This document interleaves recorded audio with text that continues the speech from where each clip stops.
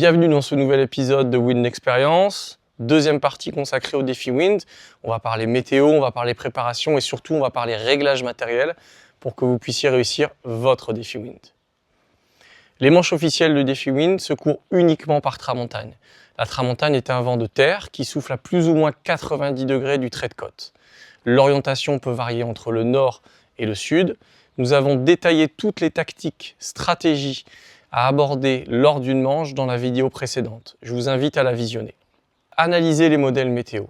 Les modèles classiques WG et Arom sont assez fiables pour Gruissan. Sur le modèle WG, vous pouvez rajouter 3 à 5 nœuds pour avoir le vent réel que vous aurez sur l'eau. Le modèle Arom est assez fiable. Le premier élément à prendre en compte sur la météo est la couverture nuageuse. Lorsque vous arrivez le matin de la compétition, observez le ciel. Si vous avez une tramontane dégagée avec un ciel bleu, sachez que la prévision va être assez fiable par rapport à ce que vous allez avoir sur l'eau. Si la météo est dite trame noire, sachez que le vent risque d'être irrégulier en force et en direction, ce qui peut vous aider dans le choix de votre matériel. Dans ce type de tramontane noire, je conseille toujours de prendre une planche avec un volume supérieur. Un autre point capital à savoir est la différence de vent que vous allez avoir sur l'ensemble du parcours. Le vent n'est pas le même plage des Chalets, là où vous allez retrouver le site du défi Wind, plage de la Vieille Nouvelle, où vous trouverez le départ, et à Port-la-Nouvelle, où se trouve la zone de jibe. Vous pouvez avoir une différence de 10 à 15 nœuds entre ces trois zones. Mon conseil, ne regardez jamais le vent côté plage des Chalets quand vous arrivez sur le site. Placez-vous le long du canal, observez le vent côté Vieille Nouvelle, là où vous avez la zone de départ. Côté plage des Chalets, le vent va être irrégulier et vous n'aurez pas la réalité. Un exemple, vous pouvez avoir 20 nœuds plage des Chalets, 10 nœuds de plus sur la zone de départ et 5 nœuds de plus encore sur la zone de jibe. Si vous en avez la possibilité, préparez 2 à 3 matériels que vous posez sur la plage. Avant le premier briefing, allez tester le plan d'eau avec le matériel que vous pensez prendre. Idéalement, préparez le matériel en dessous, c'est-à-dire si le vent va forcir, un peu plus petit, et le matériel au-dessus, si le vent faiblit.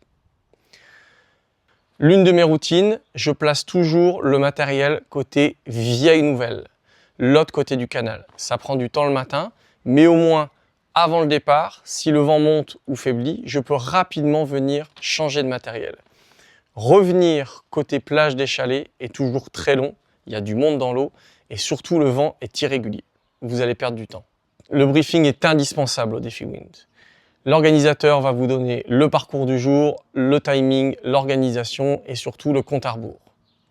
Juste après le briefing, je vous conseille immédiatement d'aller émarger.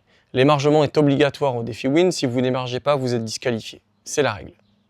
Pour le matériel, privilégiez l'équilibre et le confort. Les manches du défi Wind sont longues, 40 à 50 km en fonction des contrebords. Vous allez avoir une grosse différence entre votre navigation sur votre spot sur des bords courts et une manche de défi Wind qui va faire plus de 40 km. Si vous n'avez pas l'habitude de naviguer avec des voiles de slalom ou des planches carbone, ne les prenez pas sur une manche de défi. Prenez plutôt du matériel freeride voile sans camber ou free race voile à 2-3 camber qui vont être plus favorables à l'équilibre et à la légèreté dans les mains. Pour le flotteur, je vous conseille de prendre un tout petit peu plus de volume pour privilégier l'appui et le replacement. En effet, sur une manche de défi, 70 à 80% du temps, vous allez être au travers, voire au près. Le fait d'avoir un peu plus d'appui sur le pied arrière va vous permettre de vous replacer, de regagner la plage si vous en avez besoin, plus facilement. Pour la voile, essayez de trouver la voile parfaite. Il ne faut pas être surtoilé. Si avant une manche, vous êtes déjà surtoilé, je vous conseille de venir changer de voile pour prendre légèrement plus petit. Essayez de régler votre matériel le plus équilibré possible. Une petite astuce, le placement des bouts de harnais. Vos bouts de harnais doivent être passés au milieu de vos mains. Lorsque vous êtes au planning, vos mains naturellement vont être bien placées sur le wishbone. Regardez la position de vos mains et placez les bouts de harnais au centre de vos mains. Ça vous permet d'équilibrer le gréement et de moins forcer sur le bras avant ou sur le bras arrière. Attention, vous n'allez pas forcément avoir la même position de vos bouts de harnais d'un bord à l'autre. En effet, sur le défi Wind, vous pouvez avoir l'aller qui est au près, le retour qui est au large, ce qui change la position des bouts de harnais sur le wishbone. Les tips au niveau du réglage du matériel. 2 points importants, hauteur de wishbone, position de plaquette. Si le vent est faible, je monte le wishbone, je recule la plaquette pour rendre le matériel plus aérien sur l'eau. Si le vent est fort, je vais baisser le wishbone, je vais avancer la plaquette pour rendre le matériel plus confortable et plus bas sur l'eau. Les indispensables au défi Wind, avoir un chrono. Prenez un chrono suffisamment gros pour pouvoir voir les chiffres lorsque vous naviguez. En règle générale, une montre, vous ne pouvez pas la voir sur l'eau, c'est trop petit. Il existe des gros chronos qui se vendent dans les magasins spécialisés, dans les ship chandlers. Deuxième élément indispensable au défi Wind, les bouts de harnais réglables. Comme je vous l'expliquais précédemment, vous allez avoir une variation de vent en fonction de la zone de parcours. Le fait de pouvoir raccourcir ou rallonger les bouts de harnais vont vous aider à moins lutter physiquement sur une manche.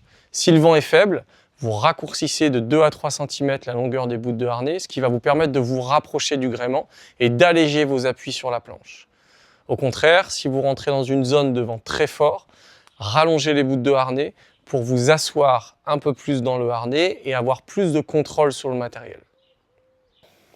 Troisième élément indispensable, le kit de palan d'écoute. Ce kit de palan va vous permettre de régler la puissance de la voile en navigation. En effet, sur un bord du défi Wind qui va faire 10 km, vous n'aurez pas la même force de vent. Lorsque le vent va faiblir, vous pourrez relâcher le palan pour creuser la voile et passer cette zone de molle.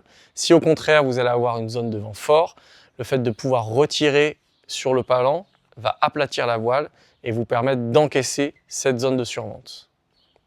Question piège qu'on me pose souvent, quel harnais choisir pour faire le défi Wind?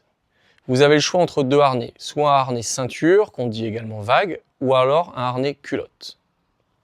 Personnellement, sur un défi Wind, j'utilise un harnais culotte qui a l'avantage de maintenir les lombaires. Le bord est long, on est régulièrement au près, ce qui va donner une rotation du corps pour essayer de gagner du terrain par rapport au vent. Et la première douleur que vous allez avoir se trouve au niveau des lombaires, juste au-dessus du bassin. Le désavantage d'un harnais culotte est que vous avez le bassin et les jambes moins libres au niveau des jibes. Au défi Wind, on a 3 jibes, donc ça vaut le coup. Le harnais ceinture va vous permettre d'avoir une boucle de harnais plus haute. L'avantage, on va pouvoir, notamment sur les matériels de slalom, avoir une planche qui est plus haute sur l'eau, avoir plus de lift. Si cette vidéo vous a plu, je vous invite à la liker, à vous abonner à la chaîne.